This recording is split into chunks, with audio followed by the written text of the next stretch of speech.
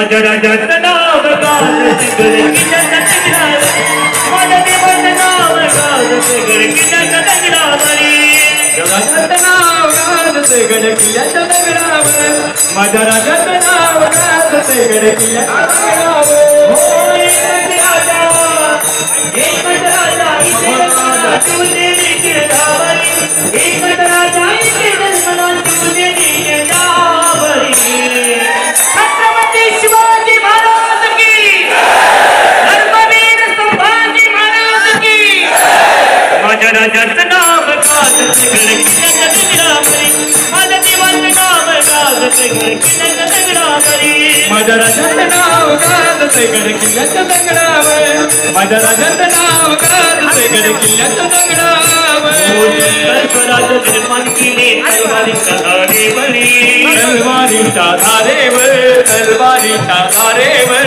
राष्ट्रपातना धर्म मानिला जगला माणुसकीवरी जगला माणुसकीवर जगला माणुसकीवर प्राणपणाने सगळे मावळे म्हणून त्याला शावरी प्राणपणाने सगळे मावळे म्हणून त्याला शावरी लोकांना तो संदेश जाईल या विभागात विरारला या ठिकाणी पार्किंग समजा बाबा किंवा वाशीला या ठिकाणी चेंबूरला या ठिकाणी सायनला अमुक अमुक ठिकाणी दादरला या ठिकाणी मंत्रालयाच्या आसपास आझाद मैदानाच्या आसपास अमुक अमुक ठिकाणी तुम्ही अशा पहिल्या पार्किंग लवकर घोषित करा. तुम्ही काय करता 15 मिनिटाला 10 मिनिटाला व्यासपीठावर येऊन सांगता मी करतो उपोषण. मी तुम्हाला खरं सांगतो उद्यापासून मी बोलणार नाही. एक तर उपोषण करते नाही बोलायचंच नसतं पण मला लय कंड तुम्हाला लय कंड दोघांच्या लपून ठेवत नाही काय आहे तर मग ते बार मला विचारायला येते सरकार मग मी सांगतो. त्याच्यामुळे मी आजचे दिवस सांगतो तुम्ही पहिल्या पार्किंग लवकर तातडीने घोषित करा मीडियाच्या समोर द्या सरकार म्हणून म्हणजे पोरं तिथं गाड्या घेऊन जातील. आणि आता विरारच्या पोराला सांगतो आता ते काय असेल तिकडचा टप्पा येणार असेल तो खानदेश विदर्भातला आता कारण यांना काय हे मुख्यमंत्री असा माणूस आहे त्यांचं 4-2 लोक आहेत ते जसे कानात थुकत येईल तसंच बोलते आणि ते कानात थुकत येत म्हणून त्यांच्यापासून 7 करोड मराठा लांब चालला. त्यांनी मनाचं डिसिजन घ्यावा आपण काय केलं पाहिजे. ते राहते का फिर मराठवाड्याचं मागं नाही आता मराठी संपले याच्या माग पुण्य राहिले पश्चिम महाराष्ट्राच्या मागं राहिलं नाही याच्या माग कोकण राहिला नाही खानदेश विदर्भ राहिलं नाही ते राहिलं का फिर तेव्हा आता पोटे मराठीचे उसळले आता डोकं खाजी झालं आता काय करा पहिले सांगत होतो मी गरिबाचं कल्याण केलंय मी मला नाही सोडू शकत ते. विरारच्या बाजूला विरारच्या त्या भागात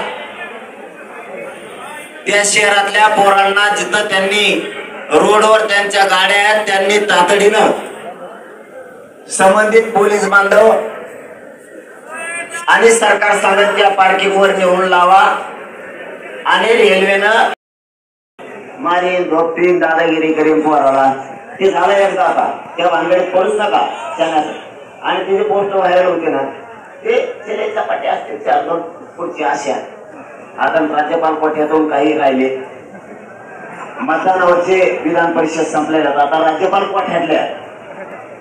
राज्यपाल कोठ्यातली तेवढी संधी ती का हुकली त्यांचं टमरच वाजलं मग त्यांना माहिती याला बोललं म्हणजे तेवढं राज्यपाल कोठ्यातल्या देते कारण विधान परिषदेच्या विधानसभेच्या स्थानिक स्वराज्यामधल्या विधान परिषद आता नाही आहे. मग आता पुन्हा विधानसभा आता या हिवाळी अधिवेशनाच्या अगोदर ऍक्टिव्ह होईल. मग तिन्ही कायदेमंडळ ऍक्टिव्ह व्हायच्या अगोदर राज्यपालाच्या कोट्यातून आपल्याला आमदारकी मिळाली म्हणून ते कोले कुत्रे बोंबले ते थोडेफार काही कर्तृत्व नाही. तुम्ही आणखीन कर्तृत्वावर जर बोलले तर मी यादीच टाकेन उद्या मग आम्ही व्हायरल करू पोस्ट तुम्ही ते टाकितो मग कोणाकोणाचं काय केलं ते पुढे टाकतो मग माझ्यावर बी यादी काही अडचण. धन्यवाद.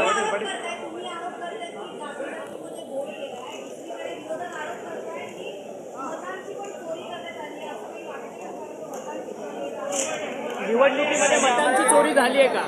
नाही बघा मला लाखो लोक आले इकडं शांत बसा लाखो लोक इकडं आले म्हणून माझा मस्तीत बोलणार नाही सरकारला बोलायचं म्हणून मी खरंच वेगळं रसायन आहे म्हणून देवेंद्र फडणवीस कधी कधी मत असेल वेगळं रसायन आहे मला जे बोलायचं मी खरं बोलतो माझ्या कोणी पॉझिटिव्ह हो म्हणून मी बोलत. असं मला वाटतं तुमच्या प्रश्नावरती की मताची चोरी झाली का नाही, मला काय मी तज्ञ नाही त्यातला. हा ना, मग सांगतो तुम्हाला. महिला मग आम्ही एक विचार केला, लोकसभेला तुमने पडली, लोकसभेला तर एकाना का निवडून आली. म्हणजे मताची चोरी इतके प्रश्न मांडायचे, पण आता तुम्ही विचारल्यात काही म्हणून सांगतो.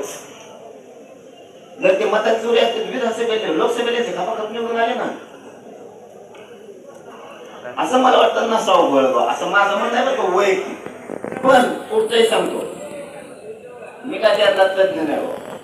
करू शकते ती काही सुईचे नसते, नमुने माझे ते आपण लोकसभेची विधानसभेची तफावत अशी केली. पाटील साहेब, जर दोन्ही उपमुख्यमंत्री सकारात्मक आहेत आणि बाकीचे मंत्री सकारात्मक आहेत, बरेचसे आमदारही तुम्हाला पर्सनली भेटून पाठिंबा दर्शवतात, मग थोडा अर्थ कुठं इगो, ते मुख्यमंत्र्यांचा इगो, मराठ्यांचा द्वेष, आकाश मराठ्यांविषयीचा सोडावं असं म्हणणं आहे. म्हणून मी कालच पत्रकार बांधव निरोप पाठीला जाहीर मीडियात, योग्य वेळे योग्य संधी, गोरगरीब मराठ्यांचे करोडोंचे म्हणत दिले. तुम्ही एखाद्या आमदाराला मंत्रीपद नाही दिलं किंवा तुमच्या उसळ, एखाद्याला पद नाही दिलं किंवा तुमच्या उसळ, पण गोरगरीब त्यांचा जर उपकार केले तुम्ही मरेपर्यंत विसरत. योग्य ट्रॅक घ्या, अशी संधी आली, योग्य निर्णय घ्या, आरक्षण देऊन करोडो मराठी तुमच्या पाठीशी नाहीये देशाची पडला. बस बाकी काय. चला, धन्यवाद. धन्यवाद. तुम्ही जर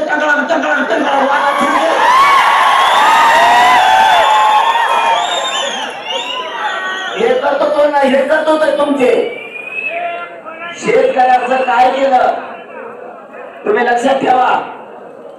तुम्ही लाडक्या बहिणीचा पगार बंद केला, हे तुमचं कर्तृत्व आहे. तुम्ही दलित मुस्लिम मराठ्यात वाद लावले, हे तुमचे कर्तृत्व आहे. तुमचे कर्तृत्व सोडले सांगावं की मला राज जाईल, कारण मी तेवढा निभाले तुमच्या तोडीस तोड. आणि शिव्यानं सांगतो तुम्हाला, तुम्ही जर आमच्या आई बहिणीला हाणलं सुद्धा मी तुम्हाला बोललो नसतो. तेवढी सभ्यपणा आमच्यात आहे. तुम्ही काय सांगितलं हाणल्यावर, मग हे पोलीस आहे, मया पोलिसालाच हाणलं म्हणून तुम्ही आमच्या अंतरवालीचा मावल्यावर, त्यांच्यावर माणसावर, बायावर हाफ मर्डरचा केसेस केलाय. तेव्हा हे करतो तो कोणाच्या पोटी येऊन ओरिजिनल पोटी जन्मलेला माणूस नाही करू शकत. ओरिजिनल पोटी आलेला माणूस ओरिजिनल कर्तव्य करणार की पोलिसांनी हाणला नाही याला जेलात जाऊ दे. ते म्हणते महिना पोलिसाला हाणलं, मग पोलीस तो आहे का जनता आहे? तुझी जनता असली पाहिजे, म्हणून ते घडलं होतं. त्याच्यानंतर पुढे शा दिल्या, तुम्ही आडमोठं चालले तर आपण आडमोठं चालवतो. तुम्ही सभ्य वागला, आम्ही सभ्य वागतो. तुम्ही काल 1 दिवसाची परवानगी दिली, पुढे महाराष्ट्राने कौतुक केलं नाही पडावं. तुम्ही जसे वागतात तशी आली, आणि तुम्ही जर मराठ्याचं आरक्षण दिलं, सगळं जेवढ्या मागण्या त्याची अंमलबजावणी केली. जर तुमच्या बंगल्यावर काय नाही होते, बंगल्यात